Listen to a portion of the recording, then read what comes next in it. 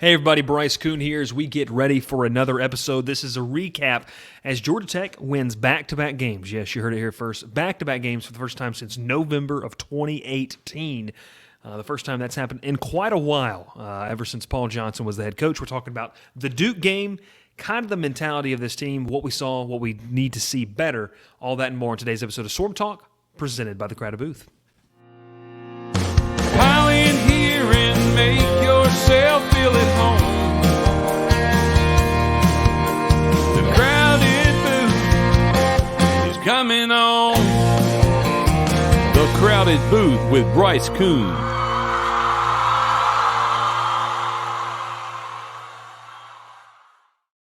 Well, everyone, we're so excited that you decided to join us today. Fantastic Sunday as we recap what was,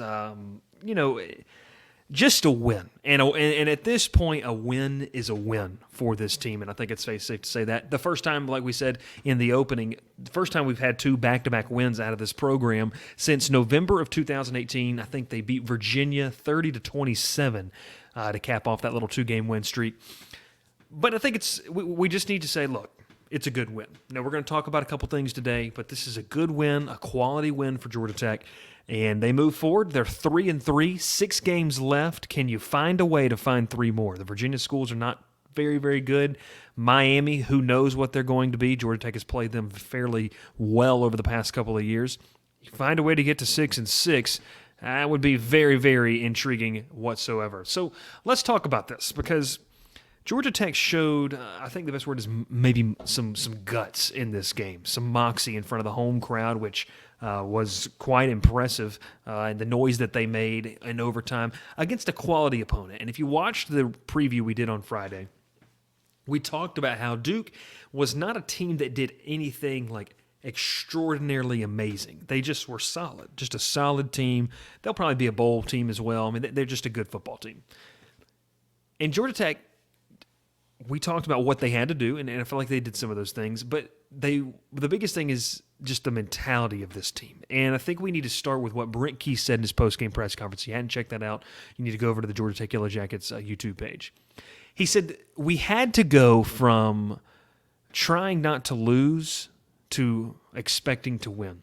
And I think in the span of a week and a half, 2 weeks, the idea that this team, this locker room, has come to terms with that, accepted it, and striving for it, speaks a lot, in my opinion, about what they've been able to do. Jeff Sims is obviously one of the biggest guys. Jeff Sims was 23 of 34, 227, and 2 touchdowns. Georgia Tech didn't turn the ball over. Offense had 412 yards of total offense. Nate McCollum with a big day went over the century mark, 8 catches for 101 yards and a touchdown. Sims also added 17 carries for 95 yards. They designed run plays for him. But as we kind of start this off and we'll get into the game, reporters, media members, they're going to try to tell you and tell you to get clicks to say, this is what changed. This is what happened. And the truth of the matter is nobody knows. You can say Jeff Collins is not there anymore, and that's obviously true. But something has happened in that locker room that has unlocked a different level of what we've seen out of Georgia Tech. One, they look like a normal football team now. And what I mean when I say that is they look like they're capable of doing things, which is not something that we could say over the first 4 games of the season. They have a moxie about themselves that they're carrying themselves in a different way. Jeff Sims, for the first time in his career, was lowering the shoulder and running through people. We haven't seen that. Defensively, Ace Ely, fantastic player. 9 tackles. He had half a sack, half a tackle for loss, 2 quarterback hurries. The defense, the secondary, LaMiles Brooks with one of the best plays out of the secondary all season to kind of keep the game under wraps. So something has happened in this locker room, and like I said, media members are going to try to tell you how and why and what happened and diagnose it. But the truth is, it's behind closed doors. Practices are closed right now. The only media availability is the 10, 15 minutes you get with Brent Key and 2-3 players during the week. It's just extraordinary to me to see this team compete the way they have. It tells you that they had talent there all along, and it really, really points to, the guy that was fired 2 weeks ago. It really just points to the fact that might have been the biggest thing holding this team back. Now, look, there's still a lot that they need to work on. They suffered a couple of injuries along the offensive line, which is concerning going forward. But just the way they play. The way that they play is just way different. The way they've rallied around each other, the way they've rallied around Brent Key as the interim head coach. Ralph's sitting in the background, and he and I have talked about this, and, I'm going to do a show on Tuesday or Wednesday about this, but it almost seems like that this team, I don't want to say that was, just had a different mentality under Jeff Collins, but I think they kind of did. They feel more free. I mean, KJ Wallace, transfer from Notre Dame, spoke with the media last night. He said, we're having fun. And Clayton Powell-Lee said the same thing, true freshman safety that stepped up in the absence of Jalen King. We're having fun, and we're just playing the game we love. And you never heard that. I don't know if Jeff Collins didn't make football fun for these kids. It definitely wasn't fun losing the way that they did constantly. I don't remember what the stat was, like 183-16 they were getting, outscored by Power 5 opponents outside the Western Carolina game over their last 5 games. But you come in, you beat a Pitt team on the road. That's not a place, an easy place to play. You also kind of caught a break with their running back. I'm just going to call him Izzy, who just went off yesterday. He got banged up in that game. You beat Duke at home, which Duke looked like one of the nice feel-good stories of the early parts of the college football season. And you've set yourself up. You're 2-0 under an interim coach. And like I said in Friday's show, I don't think you can judge this team anymore based off the first 4 games of the season. This is a Brent Key-led team. It's a whole different identity. Chip Long is finding creative ways to move the ball down the field. Look, they can be more explosive. You got to see Leo Blackburn finally make his debut, and he made a circus type of catch in the end zone. He's going to unlock more. E.J. Jenkins is going to open up more opportunities for him. Hassan Hall is obviously your lead back and has explosive type of playmaking. If the offensive line can improve as the season goes on, it's going to be a fun rest of the season to watch. And I think, too, you get a bye week at the perfect time because the last 2 weeks have been hectic just from installing new things. You kind of just get to take a step back and breathe a second if you're Georgia Tech, and specifically Brent Key and the staff, and say, okay, we can catch our breath before a Thursday night game against Virginia. I'll be in attendance. It'll be a lot of fun, I think, to watch that game. So that's kind of what we're going to get out of the way. That's kind of just the mentality. I think that a lot of people, like I said, are going to try to tell you and point things. Well, this is what's happened. This is what's happened. I think it's just the players in the locker room. Something has changed with this team, and they look better. They seem better. They're playing faster, playing more confident, and dare I say, Clayton Powell-Lee said it, and so did KJ Wallace. They're just playing like they love playing football and getting back to the kind of the basics. And I think that's huge for where Georgia Tech was 3 weeks ago to now be in a spot where, hey, you're not maybe the laughing stock that people kind of thought you were. Still a long way to go, but you're showing competence and you're showing competitive nature. So let's get into this game because Duke, like I said, is a quality opponent. If Georgia Tech loses this game, if they would have lost it in overtime, that's heartbreaking for them to blow that lead. But Duke's a quality opponent. And I think I was just impressed with the play of Jeff Sims and the fact of you see glimpses of what he can do. And it is all about just putting it together. And a lot of that has got to do with, an offensive line. Jordan Williams, a guy who's, been an all-ACC honorable mention, all-ACC second team type of player for Georgia Tech, their left tackle. He goes down with an injury. But Ja'Kai Leftwich steps up. Huge to be able to do that. And I think they've come a long way from the depth in the offensive line where you feel and Brinke said this, it's not going to doom you to have to put in reserves. So Jeff Sims has a great game. Leo Blackburn is going to be a matchup nightmare for people. Very talented kid that I'm glad that we got to see him in action because that's the kind of player that if he would have continued to have to sit out due to his injury that he had, tore his ACL last spring, and then kind of had a thumb injury right into fall camp that kept him out the first couple of weeks of the season. If he would have continued to sit out, that's the kind of kid that's going to get real hard looks at the portal and still might do that from a couple of other programs. But what Georgia Tech showed was moxie. They showed a competitive fire, and I just go back to a couple of different plays. LaMiles Brooks' play from safety position to come away and bat the ball away. It's crazy to see these kids flying around. The defense is unreal. And it kind of goes into another area where I don't want to keep harping on what has transpired over the past 3 years. But it begs the question of, a lot of people, and myself included, have called into question Andrew Thacker's role as defensive coordinator. I know Ralph's sitting behind the scenes, and when I think Andrew Thacker, I think when Ralph and I watched North Carolina game, and Thacker was fired up on the sideline. He's an energetic guy, but this defense has looked legitimately lights out over the past couple of weeks. And it just really begs the question of where was this under Jeff Collins? Was that another thing that they were being hindered by? And I don't know, I can't answer that. But I think it's fair to pose the question to fans and to say it must be, because the defense has played unreal. Charlie Thomas, a great player. Keon White. I mean, these guys are fired up. Kyle Kennard, Noah Collins. I mean, these guys have become Daquan Dowse. I mean, they've all become big contributors on the front seven, and they continue to just do work. And Ace Ely, he had a decent year last year, but this year, kid came back, used his COVID year, and he's playing out of his mind. I mean, just having a fantastic year. He's going to rank near the top of the conference in tackles this year. I think he's leading tackler right now for Georgia Tech as well. So a lot of these things that we're seeing are positive trends that you take away. And then I think we need to harp on another thing, is the kicking game. Look, Gavin Stewart, I don't know how you can miss 2 field goals your freshman year and not play for 2 seasons. I don't get that. But the fact that he's made his first 5 field goals and been some big ones, I mean, obviously every single field goal he made up at Pitt counted, and they needed it. And then obviously to make that field goal, which is not easy in overtime, and then, we saw Duke couldn't make theirs. It just speaks volumes, I think, about the trust that Brent Key has in saying, go do your job. And I think when you instill that confidence in a player, I think we see it with Jeff Sims, Gavin Stewart, maybe Ace Ely feels the same way.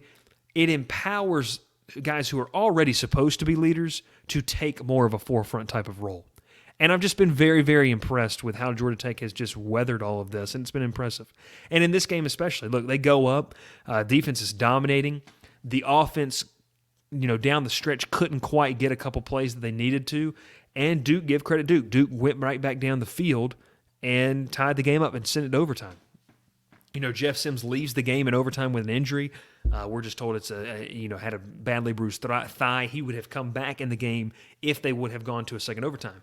Zach Gibson comes in, keeps him in field goal position for Stewart to be able to knock down that field goal. So when you look at this game, it's a microcosm of what this season could be. Is Georgia Tech, I still don't think that they're going to be, favored in a lot of games going down the stretch. And they probably shouldn't be. They still have a long way to go in what they're trying to do as a program, but they've gotten back-to-back kind of ugly wins. And for a fan base that hasn't seen back-to-back wins in 4 or 5 years and hasn't seen a lot of wins at all in the past 3 to 5 years, you get them any way you can. And if this team, what speaks volumes to me is this team under Brent Key, they are really embodying who he is. They go out there against a Duke team that, like we said, solid, like defensively solid. Leonard's a solid quarterback, and he barely did anything against, I don't remember the stats on his final line on his stats, but, Duke couldn't do a lot. And I think it speaks volumes to the way the defense is prepared.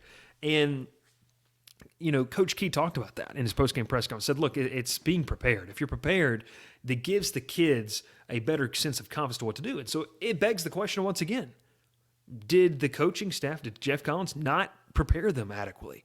I mean, I've been harping on this show. When you know, and Georgia Tech show, and Ralph and I have talked about it, when you know your job, when you know how to do it, it gives you 10 times more confidence to take it into the game. And so I don't know if it's been simplified. I can't tell you. And I'm truly saying nobody can tell you that's not inside that locker room. But something has clicked, something has turned, and it's been very impressive. Jeff Sims battled. This is not a game that he will, maybe put on his potential NFL tape one day to try to go get drafted or get a shot in the NFL. But he's just finding ways to win, and that's just something that we haven't seen. Go back to the UCF game when he pulls up just short of the down marker on a critical 4th down. He did it again on a critical 3rd down.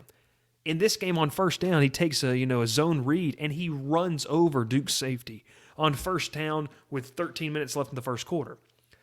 You're seeing, I think, the confidence that Brent Key instills in these guys, and it elevates them. And it gives them the juice, whatever you want to call it, to play better, to play with more confidence, and to lead.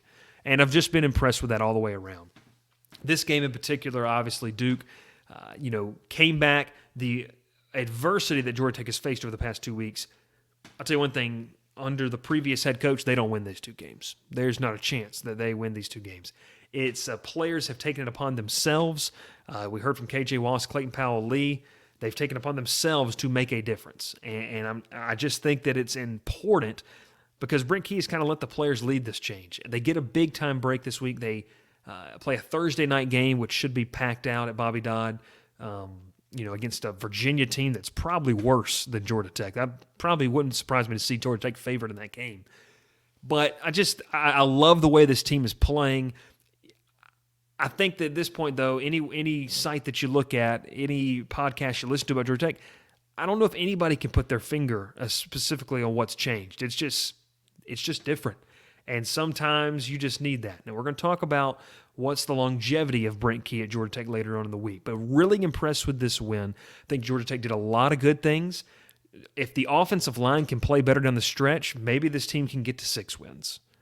Who knows? When you look at the rest of the schedule, I mean, obviously Georgia's going to be, a daunting task to go up there and play them, as for just about anybody in the country. Florida State, Ralph and I were texting back and forth and talking with some people today about it. They're not a bad football team. They lost on, just an interesting play call, to end the game last week or end the game last night. Could have kicked a field goal and instead threw an interception. So it's just one of those things. That's a quality opponent. You got to go down to Tallahassee. That place is kind of Florida State, feels like they're back. Their fan base does as well. So, but for Georgia Tech, when you look at the rest of the schedule, you got the 2 Virginia schools more than capable of winning those football games. It'll be hard to beat Virginia Tech on the road. Blacksburg's a tough place, but if that game is a day game, it changes things a little bit for you. Miami, who is Miami?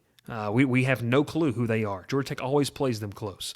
And then going with North Carolina. I don't think North Carolina's defense is very, very good, but Drake May might be the best quarterback talent-wise in the ACC. The kid is really, really talented, so we'll kind of see what he does going forward.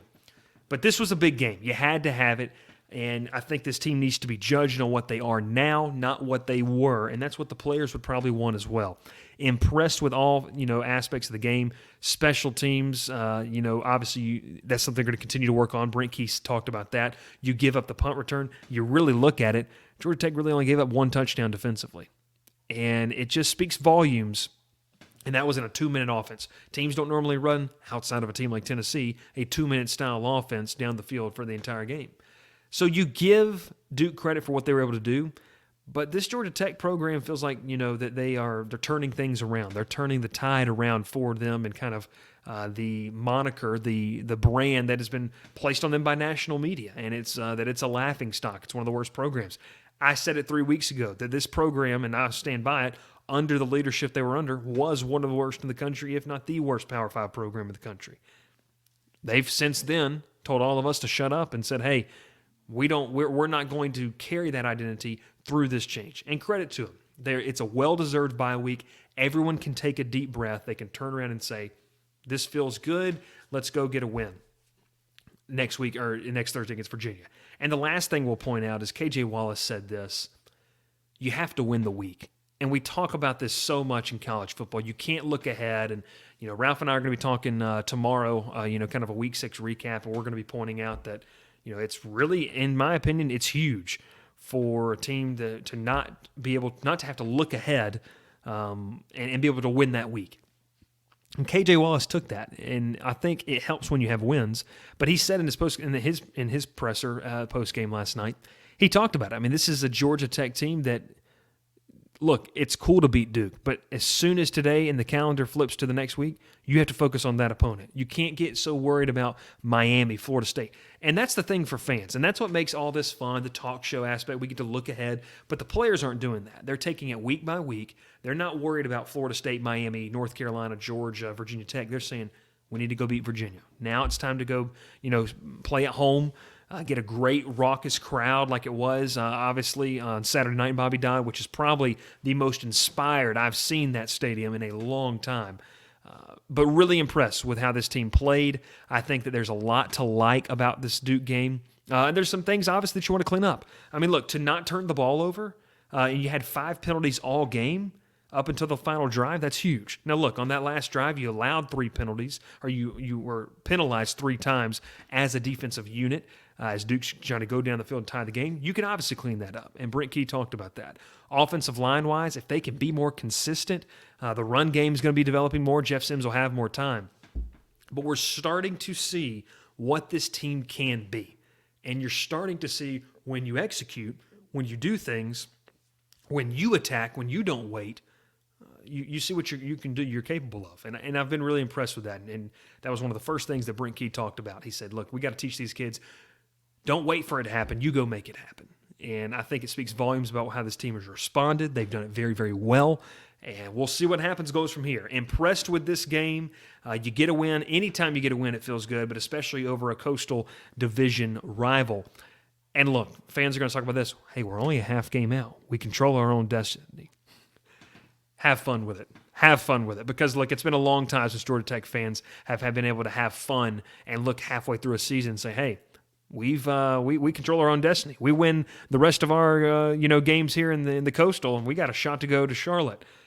And then at that point, all bets are off. Who knows what could happen? So, look, it's a fun win, back-to-back wins for the first time since November of 2018. Excited to see what Georgia Tech can do in a week and a half. They get a well-rested bye week, and then they get to play Virginia at home. Hey, we're going to be talking more in the week kind of about Brent Key. We won't have, obviously, a preview this week. We're going to schedule that out as well, but I want to let you know a couple things. Make sure to join the Georgia Tech Discord, fun group of people that are talking Georgia Tech football nonstop. We've got a channel for every single thing. And if you're a Georgia Tech fan listening to this in podcast form, make sure to subscribe wherever you get your podcast. If you're listening in on the radio throughout East Alabama and West Georgia. And finally, last but certainly not least, check us out at thecrowdedbooth.com, and then also make sure to subscribe to the channel, hit the notifications bell, because we got some great stuff coming. Yes, Ralph and I are going to be planning our live show very, very soon. He just looked up. He was like, oh, gosh, when is this happening? It's going to happen. But listen, really appreciate everyone tuning in. My name is Bryce Koon. Make sure to check us out also, the 24/7 Sports affiliate, GoJackets.com. So long. We will see you next time. My name is Bryce Koon. It's been a ton of fun. That is all we have for today. Georgia Tech, big winners over Duke. A big win for this program where they're going to go. They're 3-3. They just need 3 more to go bowling. We'll see when they can do it. Pile in here and make yourself feel at home. The crowded booth is coming on. The Crowded Booth with Bryce Koon.